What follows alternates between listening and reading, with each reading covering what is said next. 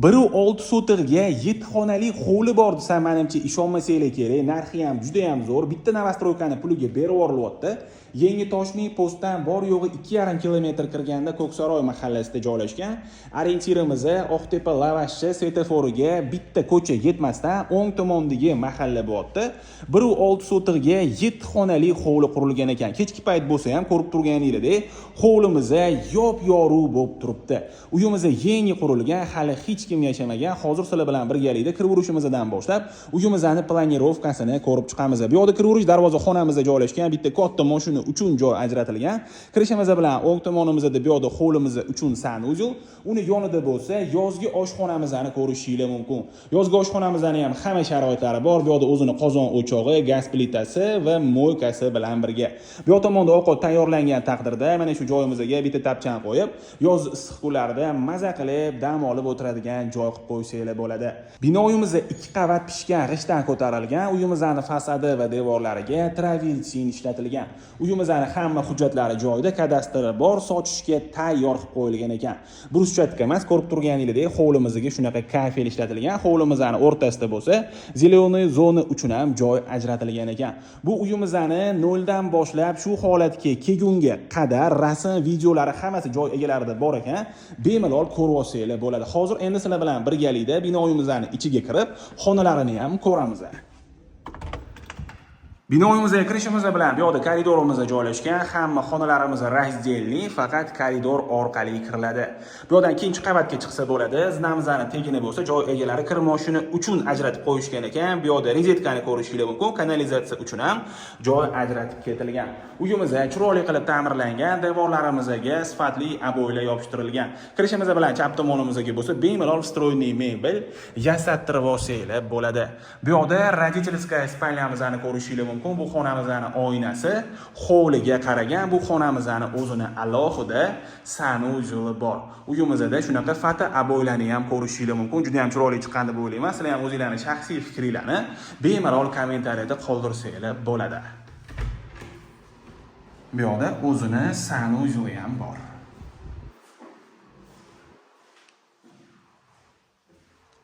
Uyimizga kirishimiz bilan chap tomonimizda bo'lsa, oshxonamiz joylashgan. Oshxonamizni ko'rib turganingizdek, tayyor mebellar bilan jihozlangan. Bu yoq tomonda ovqat tayyorlangan taqdirda mana shu joyimizga stul qo'yib, oila davrasida ovqatlanib o'tiradigan joy qilib qo'ysanglar bo'ladi. Bu yoqda TV zonalarini ham ko'rishingiz mumkin. Bu xonamizning ham oynasi hovliga qaragan. Uyimizning pol qismiga chiroyli qilib laminat, oshxona, koridor va sanuzellarimizga bo'lsa kafel ishlatilgan. Uyimizda iliq pol o'rnatilgan. Bu yerda birinchi qavatimiz uchun общий sanuzelimizni ko'rishingiz mumkin. Sanuzellarimizda kafellarning kombinatsiyasi shunaqa qilingan ekan. Bu yerda bo'lsa bitta детская spalnyamizni ko'rishingiz mumkin. Aynan mana shu xonamiz orqali orqa hovliga chiqsa bo'ladi. Uyimizning o'zini orqa hovlisi ham bor. Ataylab shunaqa joy ajratilgan, havo aylanib turishi va xonalarga yorug'lik kirishi uchun qilingan. Sushka qilib ham bemalol foydalansanglar bo'ladi.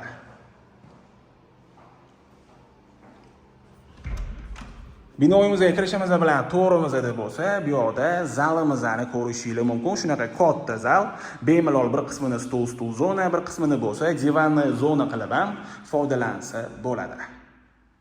Uyimizning hamma xonalarida shunaqa chiroyli lyustralarni ham ko'rishingiz mumkin. Hozir endi sizlar bilan birgalikda ikkinchi qavatimizdagi xonalarimizni ham ko'ramiz. Ikkinchi qavatga chiqishimiz bilan ham bu yoqda koridorimizni ko'rishingiz mumkin. Ikkinchi qavatimizdagi xonalarimizning ham hammasi razdelniy, faqat koridor orqali kiriladi. Ikkinchi qavatga chiqishimiz bilan chap tomonimizda bo'lsa, bu yoqda ham zalimizni ko'rishingiz mumkin. Agar bitta zal yetadi deydigan bo'lsanglar, bu xonamizni spalnya qilib ham foydalansanglar bo'ladi. Uyimizning hamma xonalarida ko'zni charchatmaydigan yorqin ranglar ishlatilgan. Bu yerda ham bitta spalnyamizni ko'rishingiz mumkin. Uyimizda yashash uchun tayyor holatda bitta katta oila yoki ikkita kichkina oila ham maza qilib yashasa bo'ladi. Bu xonamizni bo'lsa, детская spalnya qilib ham foydalansanglar bo'ladi. Bu xonamizning oynasi orqa hovliga qaragan. Havo ham juda ham zo'r aylanar ekan.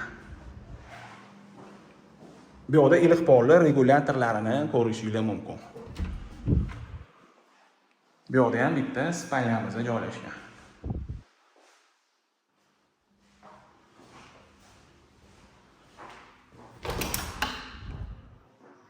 Mahallamizning tepadan ham ko'rinishi.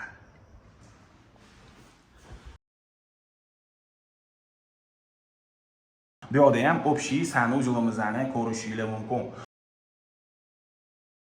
Uyimizning joy egalari 129.500 dollar deyishyapti. Yana kelishadigan joy bor ekan. Bemalol murojaat qilsangiz bo'ladi. Telefon raqamlarini yozib qoldiramiz. Uyimiz shunaqa yonma-yon uylarning qatorida joylashgan. 6 ta yonma-yon uy bo'lgan. Faqat mana shu bitta uyimizda qolgan. Shoshilib qolinglar. Shunaqa chiroyli, sifatli qurilgan uylar tez sotilib ketadi. Mahallamizda bo'lsa juda ham fayzli va juda ham tinch mahalla. O'zbekona mahalla, tayyor asfalt qilingan. Atrofda bo'lsa maktab, bog'cha, supermarket, hamma sharoitlari bor. Joy egalari bonus sifatida bitta domofon ham qo'yib berishar ekan. Uyimizga qiziqadiganlar bo'lsa bemalol murojaat qilsangiz bo'ladi. Telefon raqamlarini yozib qoldiramiz.